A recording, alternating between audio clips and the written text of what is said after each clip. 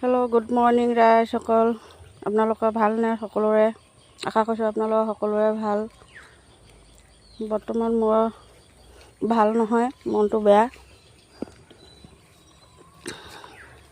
ৰাতিপুৱা গৰু গাখীৰ খীৰাই মেলি গৰু ছাগলী মেলিছোঁ।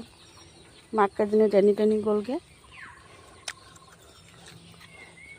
পোৱালীকেইজনী এৰাল দিওঁ, নহ'লে মাকৰ লগত গ'লে টাউন পোৱাগৈ, গাড়ী এক্সিডেণ্ট কৰে, নহ'লে হেৰাই থাকে।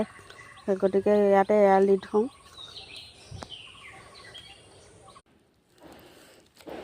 ঘৰত নাছিলোঁ, মনটো বেয়া। দাদা এজনৰ আমাৰ গা ভাল নাইকিয়া আছিলে। গা ভাল পালে মা ঘৰলৈ লৈ গ'ল, যোৰহাটৰ মেডিকেলত আছিলে। ঘৰলৈ লৈ গ'ল, তাৰপিছত ঘৰৰ পৰা আকৌ আনিলে। ভৰি অপাৰেশ্যন আছিলে, ডক্টৰে মাতি দিলে ভৰি অপাৰেশ্যন কৰিবলৈ। এই নিৰাময়খনত কৰিছিলে মেডিকেল। তাৰপিছত ভৰিখন ভাগি আছিলে, দেহাটো দুৰ্বল হৈ থাকিলে ভৰি অপাৰেশ্যন কৰিবলৈ দিগদাৰ হয় বুলি ডক্টৰে ক'লে। সেই গতিকে মায়ে ঘৰলৈ লৈ গ'ল, ঘৰত গৈ সুস্থ হ'ল। তাৰপিছত নিজে ক'লে, মা এতিয়া মই ঠিকে আছোঁ, এতিয়া মই ভৰি অপাৰেশ্যন কৰিব লাগে। সেই গতিকে মায়ে লৈ আহিলে তাৰ কথা মতে।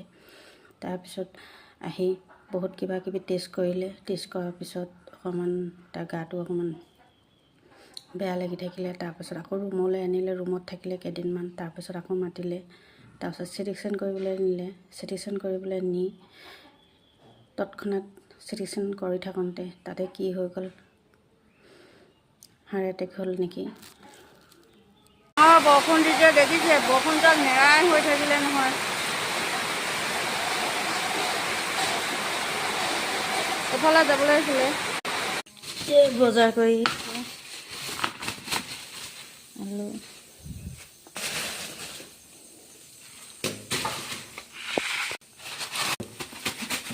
পিঁয়াজ আনিছে,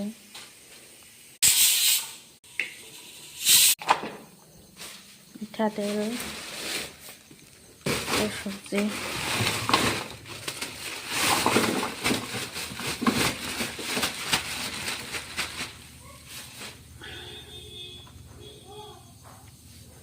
কল,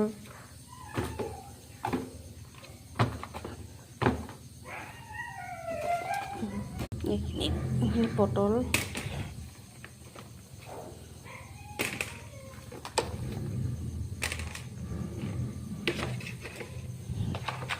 ভাগকৈ থৈ দিছোঁ, নহ'লে একেলগতে থাকিলে বিচাৰি উলিয়াবলৈ অকণমান দিগদাৰ হয়।